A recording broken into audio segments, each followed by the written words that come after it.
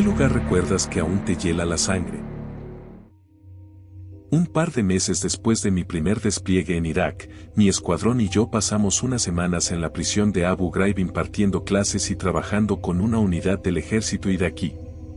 Las clases solo duraban un par de horas al día, el resto del tiempo los supervisábamos mientras realizaban lo que estuvieran haciendo ese día.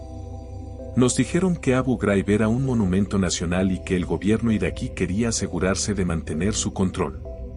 Esto ocurrió aproximadamente un año y medio después del gran escándalo, y la prisión no tenía ni un solo preso mientras estuvimos allí. Podíamos ir a donde quisiéramos, siempre y cuando estuviéramos dentro del recinto. De vez en cuando, nuestro intérprete nos contaba un poco de la historia de la prisión o alguna idea de cómo se gestionaba durante la época de Saddam Hussein. Había varios complejos /diagonal bloques de celdas más pequeños dentro del complejo principal. Entramos en la mayoría de los edificios en algún momento, a veces para entrenar, a veces para explorar, e incluso vivimos en uno mientras estábamos allí. Algunos eran simplemente viejos y sucios, pero la mayoría eran terriblemente espeluznantes. Recuerdo una vez, y solo una vez, que entramos en el edificio del corredor de la muerte, de las ejecuciones y de la morgue, todo incluido.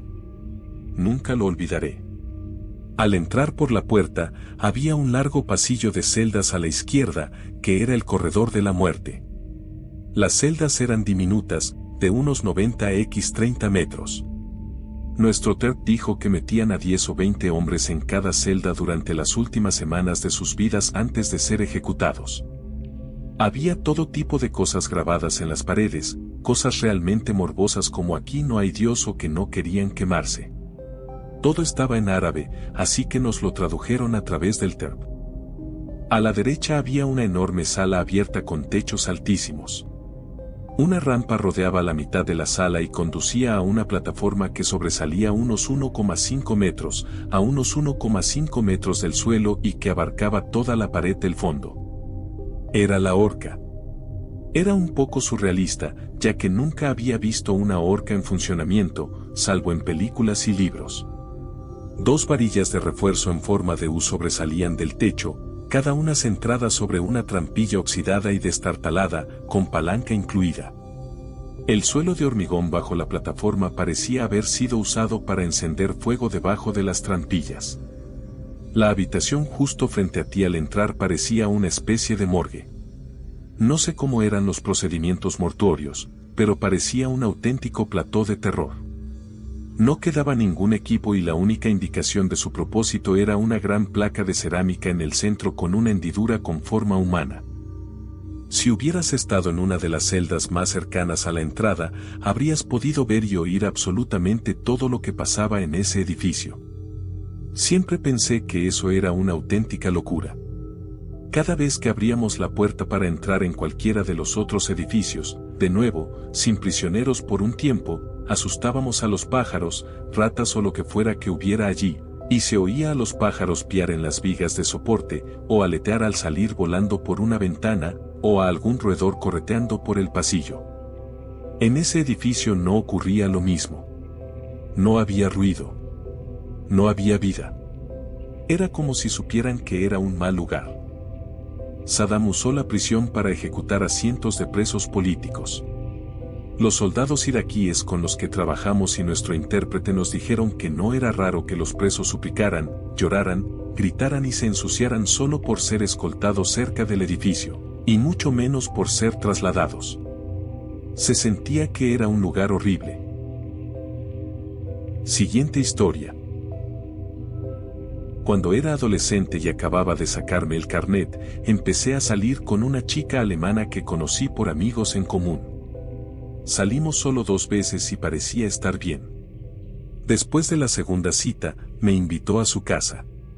Tenía 3 pisos y 9 habitaciones.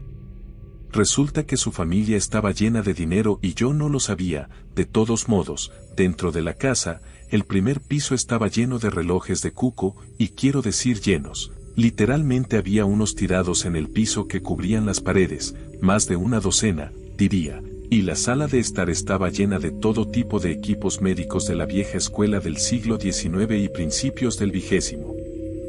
Viejos bisturíes médicos, bolsas, botellas para medicina vieja, realmente extraña, pero elegí ignorarlo cuando me preguntó. Arriba, segundo piso, las paredes estaban cubiertas de material médico, así como viejas fotografías de Alemania. El baño aquí arriba estaba hecho de algún tipo de porcelana, cara muy hermoso, pero también un poco extraño, ya que había extraños tallados de caras espeluznantes en los azulejos de la pared. Una de las habitaciones aquí arriba estaba pintada de azul por dentro y tenía una cama con sábanas azules, cortinas azules. Nadie dormía en ella. A su madre simplemente le gustaba el azul, así que todo en la habitación era azul o cubierto por una tela azul y también telarañas. En la tercera planta se encontraban los dormitorios y una sala dedicada exclusivamente a cuadros de la reina Victoria y su esposo Alberto. Estos cubrían las paredes y solo había una silla para sentarse junto a una mesa llena de más cuadros y pinturas de la familia real actual. Y finalmente su dormitorio, que era completamente rosa y estaba lleno de juguetes de niñas y un baúl con muñecas. No había nada en la habitación que indicara que una chica de 19 años vivía allí, más bien una de 9, era realmente extraño. Me quedé un rato, pero todo el lugar era realmente espeluznante de alguna manera y arrojó algunas banderas rojas, así que esa fue la última vez que la invité a salir. Le dejé en claro que no estaba interesado de la manera más amable que sabía posible. Resultó que tenía razón, ya que me acosó durante algunas semanas de vez en cuando, haciendo que su hermano condujera las 20 millas hasta donde vivía y estacionando al final de la calle un par de veces por semana. Finalmente, después de llamarla y decirle que me dejara, fui a su auto y amenacé con golpearlo y se fueron. No es sobrenatural, pero sigue siendo un lugar bastante espeluznante y un grupo de gente. Siguiente historia. Los lugares viejos no me molestan. Los lugares abandonados no me molestan. Pero a veces, simplemente me da un escalofrío.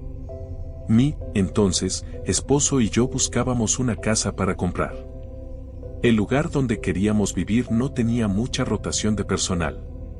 Como personas emprendedoras, contactamos con amigos que trabajaban en la construcción residencial para que nos avisaran si sabían de alguna casa que pudiera estar a la venta. Los fines de semana, dábamos una vuelta en coche y la visitábamos. Un sábado por la mañana, visitamos una casa que estaba vacía y que estaba programada para ser renovada y vendida. En cuanto llegamos a la casa, no quise entrar. De hecho, le dije a mi esposo que siguiera conduciendo, pero insistió en que echáramos un vistazo. La casa no tenía nada de malo, solo un rancho común y corriente de 3 habitaciones en medio de un barrio común y corriente. Así que, para no parecer idiota, me bajé del coche y lo seguí. Estaba hablando de lo bonito que estaba el jardín. Yo miraba a ver que se escondía entre los arbustos porque algo andaba muy mal aquí. No recuerdo si le había pedido prestada una llave a su amigo o si la casa simplemente estaba abierta, pero entramos. Camino detrás de él, pero muy cerca, porque todavía estoy asustada. Está comentando la cantidad de habitaciones y características. No digo ni una palabra. Entramos en uno de los dormitorios traseros, giro la cabeza y veo el baño contiguo. Está cubierto de sangre seca.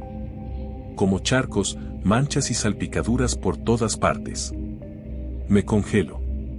No puedo moverme. No tengo ni idea de cuánto tiempo estuve allí, pero cuando recuperé la conciencia, mi esposo ya no estaba. Lo oigo en la habitación de al lado, hablando sin parar, pensando que sigo justo detrás de él. Corro tras él, lo agarro del brazo y empiezo a arrastrarlo fuera de la casa. Él protesta, pero. Yo digo, no, me voy, no. Regresamos al coche. Cierro todas las puertas de golpe y las cierro con llave. Puede que estuviera respirando un poco rápido. ¿Quiere saber qué demonios me pasa? Le explico lo que vi. No me cree. Dice que probablemente solo se derramó pintura. O algún desastre de construcción. Deja de hacer tonterías. Tenemos que ver el resto de la casa. Le dije que podía ir a echar un vistazo si quería. Esperaré en el coche. Calle abajo. Él no volvió adentro. Nos fuimos. Siguiente historia. Conseguí un nuevo trabajo como guardia de seguridad, trabajando en el tercer turno, en unas antiguas oficinas corporativas cerca de la estación de trenes. Conseguí el trabajo en octubre, justo en plena temporada de lluvias. Había hecho una visita guiada ese mismo día a principios de semana. Resultó que el edificio pertenecía a una gran empresa farmacéutica. Este edificio era de investigación y desarrollo. Siento curiosidad por el edificio y estoy listo para mi primer turno como agente de patrulla. Mi recorrido no me preparó para lo escalofriante que sería este lugar de noche.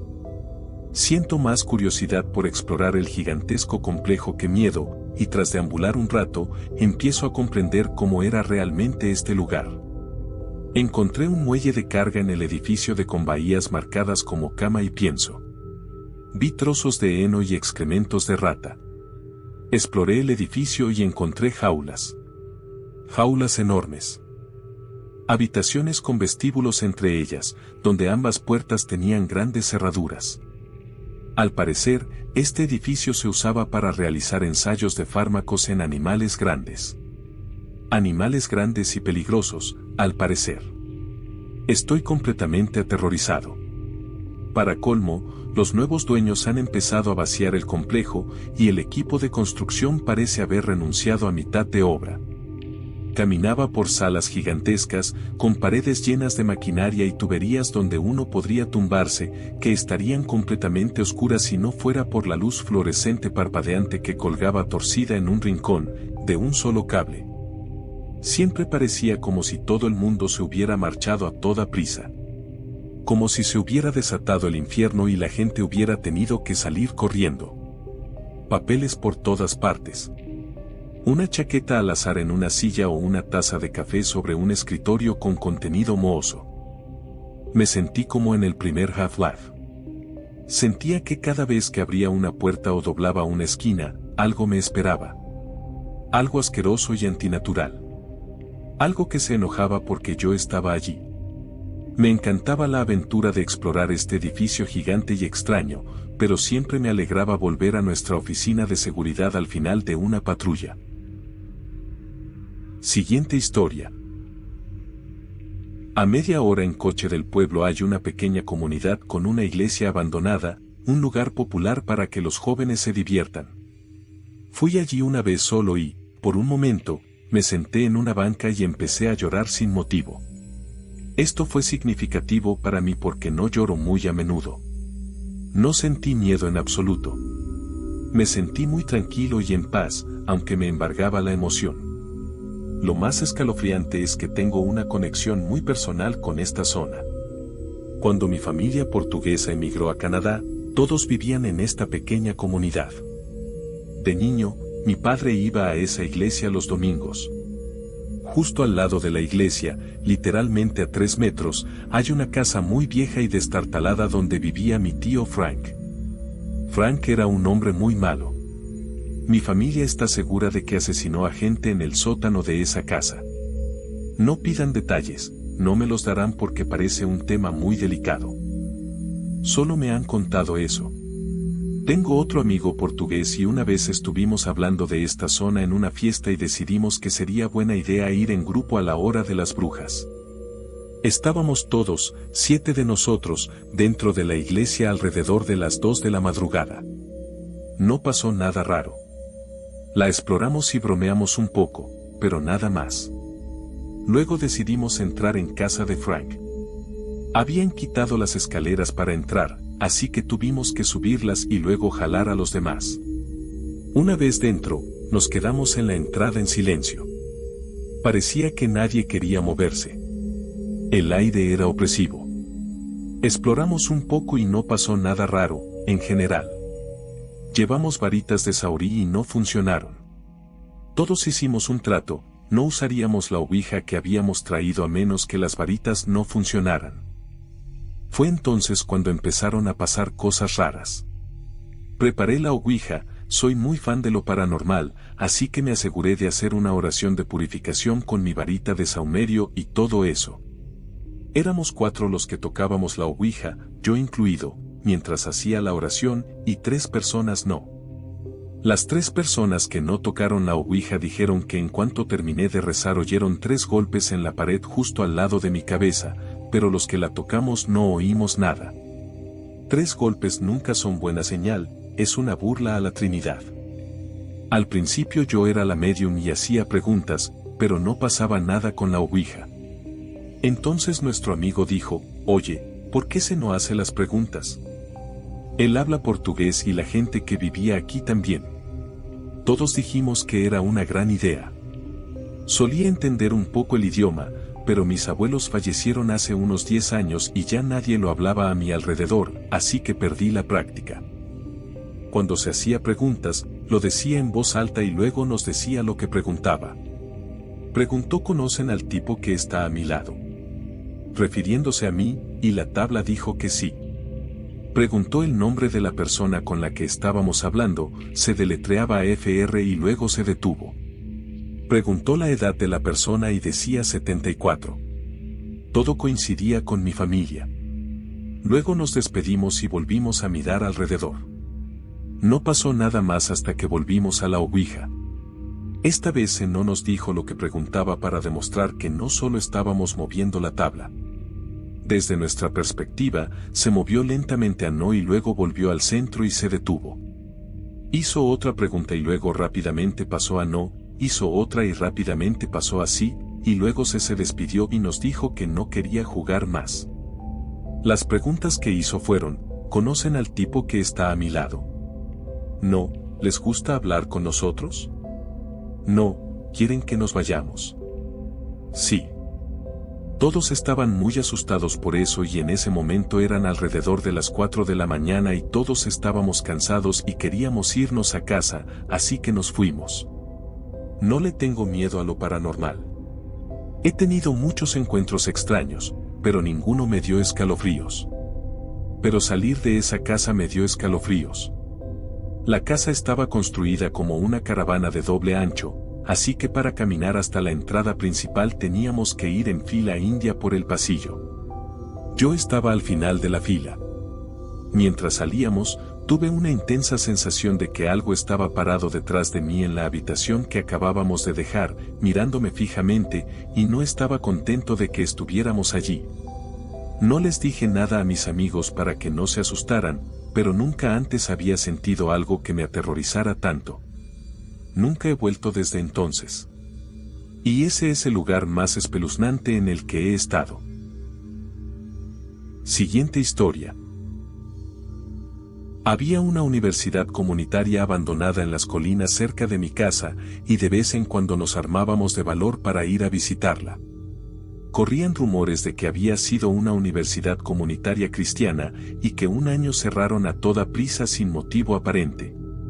Esta tampoco había sido una salida ordenada ni organizada, se había construido una valla barata de alquiler alrededor del campus y se habían dejado atrás muchas pertenencias personales, colchones y ropa de cama, libros de texto y carpetas, y dormitorios enteros. El lugar estaba simplemente desocupado, a merced de la naturaleza, la hierba crecía hasta la cintura entre todos los edificios, y de vez en cuando, al caminar por el agua, asustabas a algún ciervo que se había colado por un agujero en la valla. Además, era una propiedad inmobiliaria de primera, ubicada justo al lado de un campo de golf en una de las comunidades más exclusivas de la zona, por lo que nos pareció extraño que permaneciera inactiva y sin vender durante años. Se rumoreaba que allí había habido muertes, posiblemente una posesión, y que los antiguos propietarios se negaban a venderlo por miedo a liberar los espíritus malévolos que residían en el interior. Y al entrar en algunos edificios, casi se podía empezar a creer los rumores.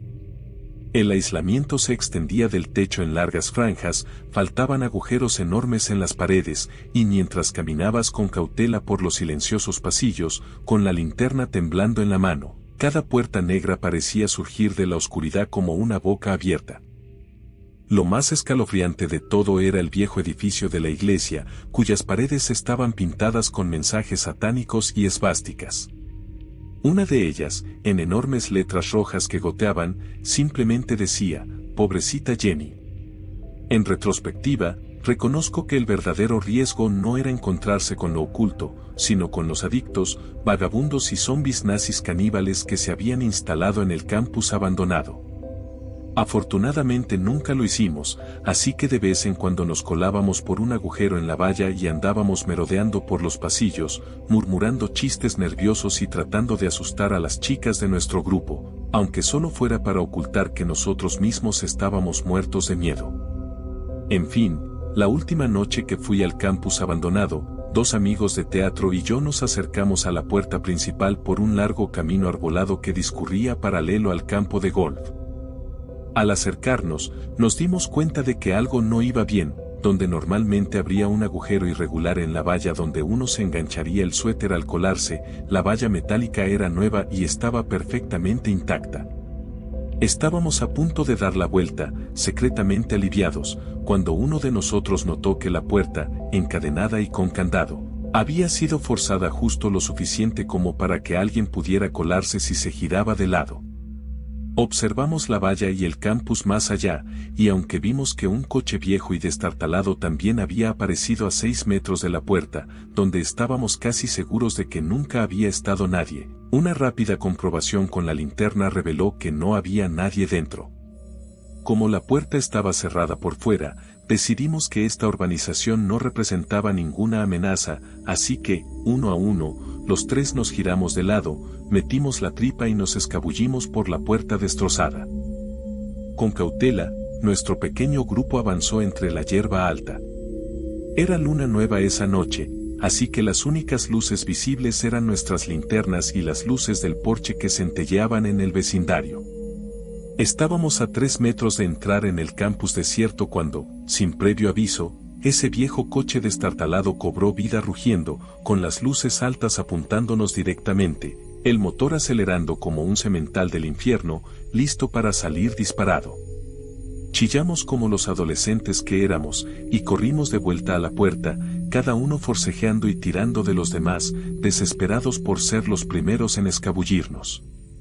Siendo el más pequeño de los 3, me empujaron hacia atrás y pasé una eternidad de pánico de varios segundos gritándoles con voz ronca a mis amigos que se apresuraran mientras se abrían paso a través del hueco. Seguros de que en cualquier instante el auto demoníaco caería sobre mí o, peor aún, sentiría un tirón en mi cuello y la puerta se me escaparía de las manos mientras algún ghoul aullante me arrastraba para sacrificarme en un altar recién consagrado en nombre de Satanás. Finalmente, mis amigos dejaron atrás la puerta y me abrí paso a la fuerza. Las afiladas púas metálicas me arañaron la piel al caer al polvo del otro lado. Corrimos medio a trompicones, medio a toda velocidad, por aquel camino arbolado, con el rugido del motor resonando tras nosotros mientras corríamos. Incluso cuando llegamos a nuestro propio coche, estacionado a 1/4 de milla de distancia en una calle de ese exclusivo barrio, las luces altas del coche todavía perforaban la oscuridad como si nos buscara. Las torturadas revoluciones de su motor desgarraban el aire quieto de la noche. Nunca volvimos a ese campus. Un año después, nos enteramos de que lo habían demolido y que el terreno se destinaría a otra urbanización. Esa noche todavía me queda grabada. Ninguno de nosotros volvió a mencionarla, pero una pregunta singular siempre me ha rondado la cabeza. Habíamos revisado el interior del coche. Lo habíamos iluminado con una linterna desde 6 metros de distancia y definitivamente no había nadie al volante. Entonces, ¿quién o qué había arrancado el coche?